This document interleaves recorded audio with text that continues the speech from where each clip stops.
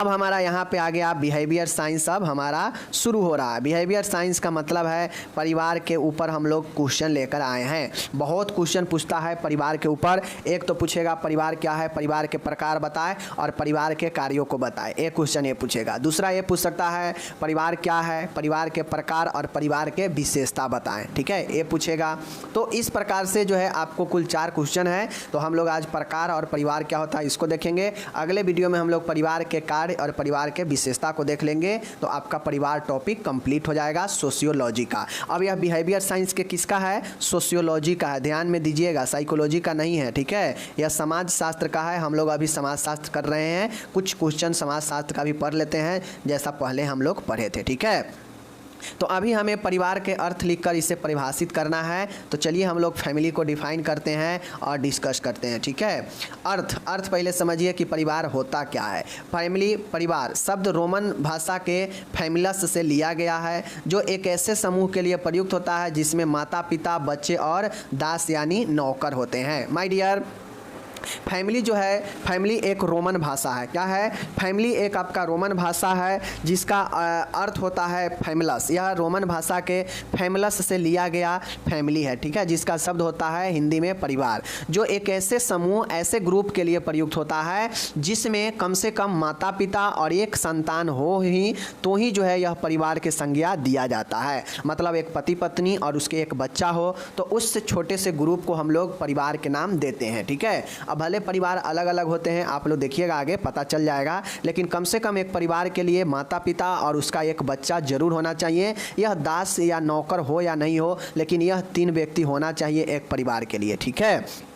आगे देखिए, समान अर्थ में कहा जाए, मतलब दूसरे शब्दों में कहा जाए परिवार का अर्थ, तो परिवार समाज की वह प्रथम इकाई है। अब सबसे पहले समझिए, जो हमारा परिवार है, फैमिली है, परिवार जो है समाज का या देश का प्रथम इकाई होता है, ठीक है। यह जो है प्राथमिक जो है समूह होता है। परिवार हमारा प्राथमिक समूह है और यह सबसे जो है बेसिक, यह जो है ग्रुप माना जाता है। इसको सबसे निचला ग्रुप माना जाता है, क्योंकि पहले हमारा परिवार है, फिर हमारा मोहल्ला है, फिर हमारा समाज है, फिर हमारा समुदाय है, फिर हमारा जो है राज्य है, फिर हमारा देश है, ठीक है। तो सबसे नीचे जो बेस बनाता है वह परिवार ही होता है। इसीलिए कहा गया है कि समान अर्थ में परिवार समाज की वह प्रथम इकाई है जिसमें कुछ मनुष्य मिलकर रहते हैं। बिल्कुल सही है। कुछ मनुष्य के मतलब क्या, पति पत्नी और उसके एक बच्चे, कम से कम इतना होना ही चाहिए परिवार के लिए। तो ही कहता है कि जिसमें कुछ मनुष्य मिलकर रहते हैं।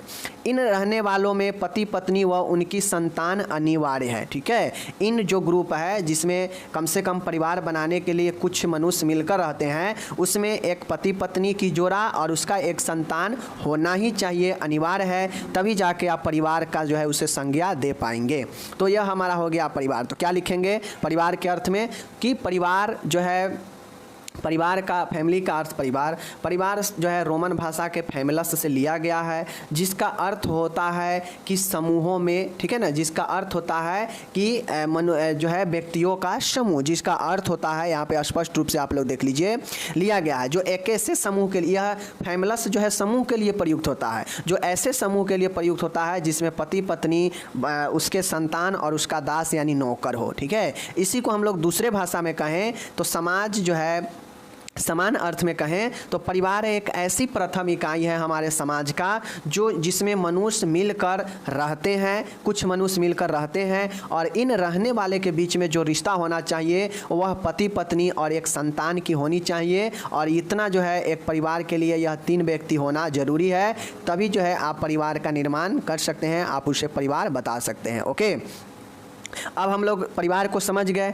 अब यहाँ पे डिफिनीशन समझते हैं, फैमिली, परिवार का डिफिनीशन। माय डियर, परिवार के जो परिभाषा है लूसी मेयर के अनुसार, हम लोग परिभाषा में एक जो है हम लोग सोशियोलॉजिस्ट के जो है लिए हैं, समाजशास्त्री को लिए हैं, जिनका नाम लूसी और मेयर है, ठीक है। लूसी मेयर ने कहा कि परिवार एक गृहस्थ समूह है। परिवार क्या है, एक गृहस्थ समूह है, बिल्कुल सही है, एक घर का समूह है, ठीक है, जिसमें माता पिता व संतान साथ में रहते हैं। इसके मूल रूप में अनुसार परिवार एक दंपति व उसकी संतान रहती है। तो लूसी और मेयर के अनुसार परिवार एक गृहस्थ समूह है जिसमें माता पिता और उसके एक संतान रहते हैं। ठीक है, यह किसने कहा? लूसी मेयर कहा। मूल रूप से परिवार एक दंपति मतलब एक जोड़ा जिसमें पति पत्नी और उसके संतान हैं, उसी को हम लोग परिवार कहते हैं। यह लूसी मेयर के अनुसार दिया गया तर्क है, डिफिनीशन है। ठीक है, तो लूसी मेयर के अनुसार परिवार एक गृहस्थ समूह है। यह भी कहे कि यह एक ग्रुप ही है जिसमें माता पिता संतान रहते हैं साथ में। इसके मूल रूप के अनुसार परिवार एक दंपति व उसकी संतान रहती है। ओके, कोई दिक्कत नहीं। आगे देखिए, आगे है परिवार के प्रमुख प्रकार को विस्तार से समझाइए। अब हम लोग देखने वाले हैं परिवार के प्रकार। परिवार को समझ गए कि परिवार एक ऐसा समूह है जिसमें कुछ लोग रहते हैं, उसमें खासकर पति पत्नी और उसके एक संतान अनिवार्य रूप से होनी चाहिए, और यही जो है आपके परिवार का निर्माण यानी परिवार कहलाता है। ओके, लूसी मेयर के अनुसार वही है कि परिवार एक गृहस्थ समूह है जिसमें पति पत्नी और उसके एक संतान रहते हैं। ठीक है, अनिवार्य रूप से पति पत्नी यानी एक दंपति और उसके बच्चे जो है होते हैं। ठीक है, यह लूसी मेयर के अनुसार है। तो दोनों तर्क मैंने आपको बता दिया, दोनों तर्क लगभग एक जैसे ही हैं। अब आता है परिवार के प्रकार, मोस्ट VVI प्रश्न है। ठीक है, कोई भी परिवार से संबंधित क्वेश्चन कोई भी घुमा देगा, लेकिन प्रकार आपको सब में आ ही जाएगा। परिवार को चलिए प्रकार को देखते हैं। परिवार के विभिन्न रूप देखने को मिलते हैं जो किसी स्थान की भौगोलिक, सामाजिक, संस्कृति, आर्थिक एवं राजनीतिक परिस्थितियों के परिणाम होते हैं। माय डियर, परिवार जो है विभिन्न रूप में देखने को मिलते हैं। अब आप लोगों को पता होगा कि परिवार जो है छोटा होता है, परिवार बड़ा होता है। कितना लोग होते हैं जो अपने, जैसे कोई मेल है, ठीक है, मेल है, शादी कर लिया और शादी करके उसको मान गए ससुराल में उसका कोई जो है उसको साला वाला नहीं है, तो उसको क्या मिल जाता है? नवासा जिसको कहते हैं वह मिल जाता है। ठीक है, और वह जो है अपने ससुराल में ही रह जाता है, घर उर बना लेता है, अपना घर त्याग देता है, तो वहाँ जो रह जाता है तो उसका भी एक अलग वहाँ का परिवार हो जाता है। ठीक है, अगर वह अपने घर में रहता है पत्नी के साथ में, अपने माँ पिता के घर रहता है अगर लड़का, तो उसका एक अलग कैटेगरी है। संख्या के आधार पर अलग कैटेगरी है। ठीक है, तो अलग अलग कैटेगरी में परिवार के प्रकार को बांटा गया है। यही कहता है कि परिवार को विभिन्न रूप देखने को मिलते हैं जो किसी स्थान की भौगोलिक मतलब जियोग्राफिकल, सामाजिक, सांस्कृतिक, आर्थिक और राजनीतिक परिस्थितियों के परिणाम होते हैं। मतलब अलग अलग स्थान में अलग अलग परिवार होते हैं, अलग समाज में एक अलग परिवार, आर्थिक स्थिति, राजनीतिक परिस्थितियां के परिणाम के कारण जो है विभिन्न रूप देखने को मिलते हैं परिवार के। कौन कौन से रूप है? चलिए, विभिन्न आधारों पर परिवार को निम्न प्रकार से बांटा जा सकता है। अब अलग अलग आधारों पर, ठीक है ना, परिवार को हम लोग अलग अलग प्रकार से बांटते भी हैं। हम लोग नहीं बांटते हैं, मतलब सोशोलॉजिस्ट, समाजशास्त्री ने बांट कर चले गए हैं बेचारे, जिसको हम लोग पढ़ रहे हैं। तो अलग अलग आधार दिया गया है। ठीक है, पहला आधार होता है सबसे महत्वपूर्ण सदस्यों की संख्या के आधार पर। अब माय डियर, सदस्यों की संख्या के आधार पर कहा जाए तो आप लोग देखते होइएगा कि कुछ जो है परिवार होते हैं जहाँ पे पति पत्नी और उसका एक संतान हो जाता है, तो वही रहता है बस 3 आदमी।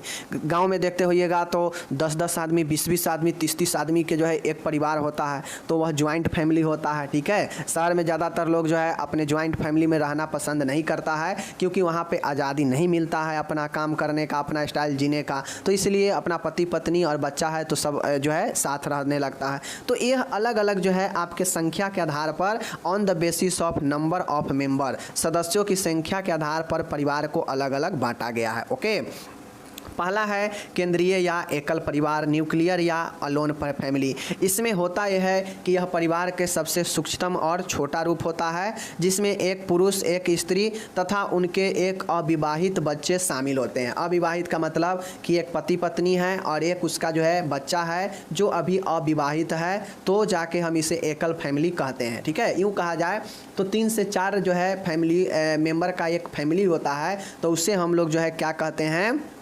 न्यूक्लियर फैमिली, एलोन फैमिली कहते हैं। ठीक है, उसमें दूसरे पीढ़ी के लोग नहीं बसते हैं, बस एक ही पीढ़ी के जैसे माता पिता और उसके संतान। तो ये जो है हमारा न्यूक्लियर फैमिली होता है, एकल फैमिली, छोटा फैमिली। ठीक है, तो ये चीज़ है। और ये जो चीज़ें होता है ज़्यादातर आधुनिक समाज में यह न्यूक्लियर फैमिली बहुत पाया जाता है। आधुनिक समाज कहिए या शहरी समाज कहिए, यहाँ पे ये चीज़ें बहुत पाया जाता है।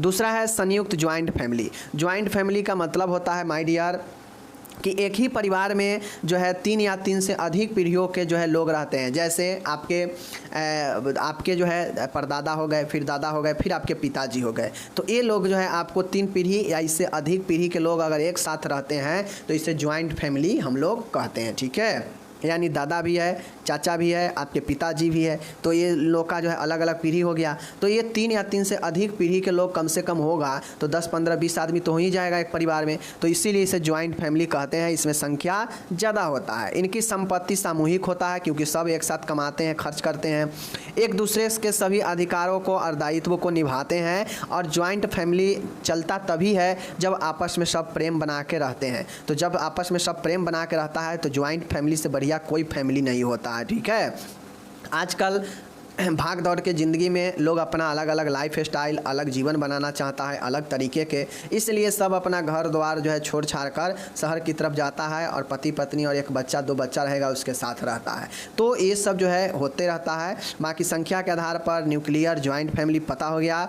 तीसरा है एक्सटेंडेड फैमिली, विस्तृत फैमिली। अब ये जो विस्तृत फैमिली होता है इसमें जो है आपके क्या होते हैं, आपके रिश्तेदार भी शामिल होते हैं। ठीक है, इसमें आपके रक्त के संबंधी तो होंगे ही, लेकिन आपके अन्य संबंधी भी ऐसे परिवार में शामिल होते हैं जहाँ पे संख्या बहुत अधिक होता है। ठीक है, जैसे आपके मामा हो गए, आपके घर में तो सब लोग हैं ही, साथ में आपके मामा के भी फैमिली अगर इंक्लूड हो जाते हैं तो यह एक्सटेंड फैमिली हो जाता है, विस्तृत फैमिली हो जाता है। तो यह संख्या के आधार पर यह 3 प्रकार से बांटा गया है, मैंने आपको बता दिया।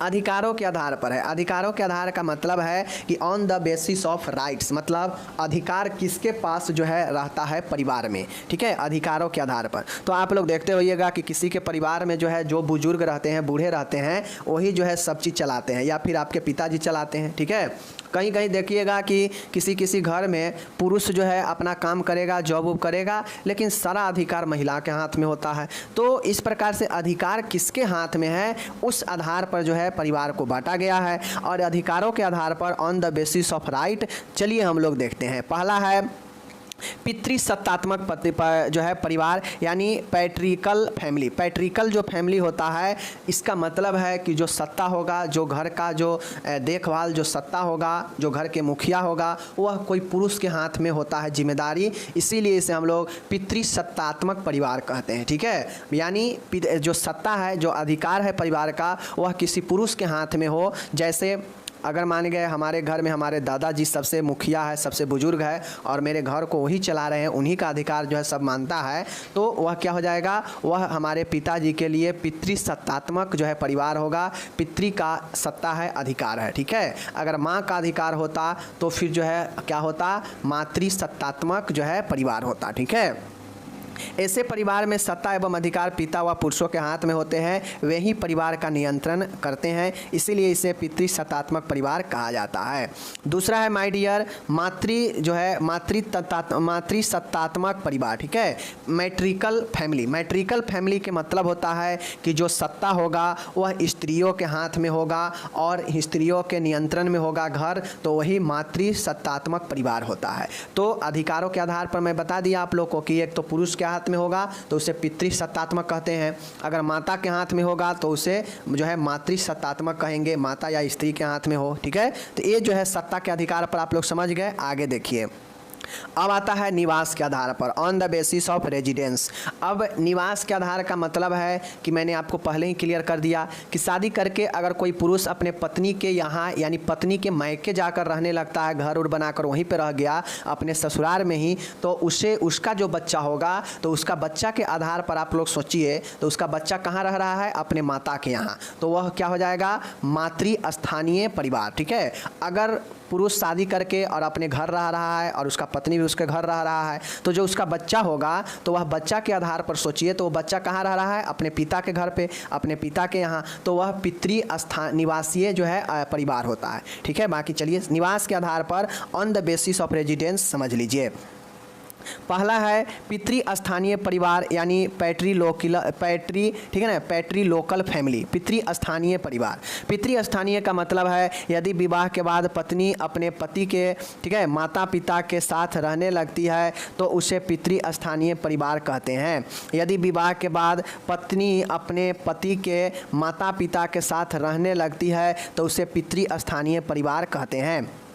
अब आपको एक चीज़ एक कन्फ्यूजन कर सकता है कि कैसे जो है पत्नी अगर पति के घर रहेगा, चूँकि सब जो है ज़्यादातर कंडीशन में तो यही ना होता है कि शादी होने के बाद जो है लड़की अपने ससुराल यानी पति के घर रहने लगती है। तो आप ऐसे सोचिए कि शादी हो गया, शादी होने के बाद उसका बच्चा होगा, ठीक है, और वह अपने बच्चे के साथ अगर वह अपने पति के ही घर में रहती है, जो कि नॉर्मल रहती है सब, तो ऐसे में क्या होगा कि उसके बच्चे के हिसाब से आप सोचिए तो वह बच्चा कहाँ है, बच्चा अपने पिता के घर पर है, ठीक है, वो अपने पिता वाले घर पर है। तो यह क्या हो जाएगा, पितृस्थानीय परिवार हो जाएगा। उसके बच्चे के हिसाब से सोचिए, अगर महिला के हिसाब से सोचिएगा तो कंफ्यूज कर जाइएगा। अगर शादी के बाद कोई महिला अपने पति के घर पर अपने बच्चे के साथ रहता है तो इसका मतलब है पितृस्थानीय परिवार में वह रह रहा है, मतलब वो बच्चे के हिसाब से, वो दोनों के शादी के बाद बच्चा होगा तो बच्चे के हिसाब से सोचिए तो बच्चा अपने पिता के घर पर ही न रह रहा है, तो इसलिए पितृस्थानीय परिवार हो जाएगा। इसी प्रकार से आप आगे सोचिए मातृस्थानीय परिवार में तो शादी हो गया, ठीक है, विवाह के बाद जब पति जो है पत्नी के साथ पत्नी के माता पिता के निवास स्थान पर रहने लगता है तो उसे मातृस्थानीय परिवार कहते हैं। इस प्रकार के परिवार भारत में मालाबार के नायर, खासी, गारो जनजाति में देखने को मिलते हैं।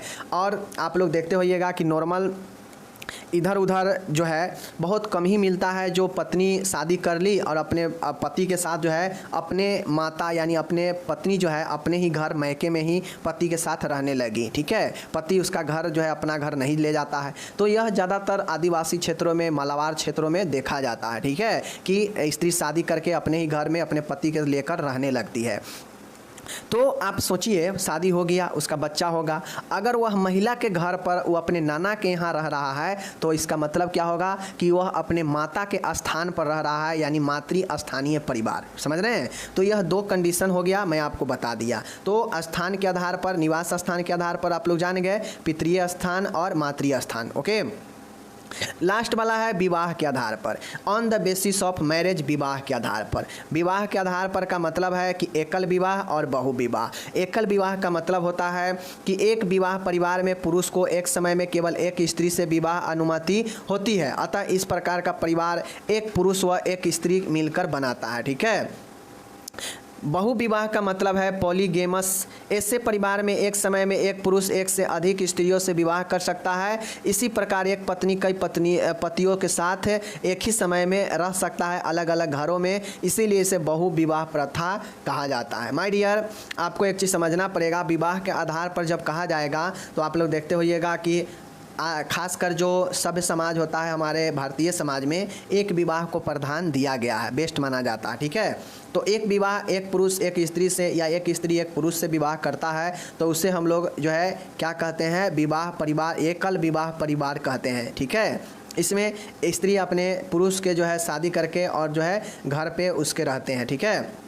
वहीं पर बात किया जाए बहुविवाही परिवार यानी प्रथा में, तो इसमें एक स्त्री जो है अनेकों पुरुष के साथ में शादी करके रहती है, इसीलिए इसे जो है बहुविवाह, कुछ दिन एक महीना वहाँ, एक महीना उस पति के यहाँ, एक महीना उस पति के यहाँ, और ऐसे ही जो है कई पत्नियों के साथ में पुरुष भी रहता है, ठीक है, एक पुरुष कई पत्नियों के साथ भी जो है रहता है, ठीक है ना। और ये चीज़ें जो है आपके होता है, समझ गए।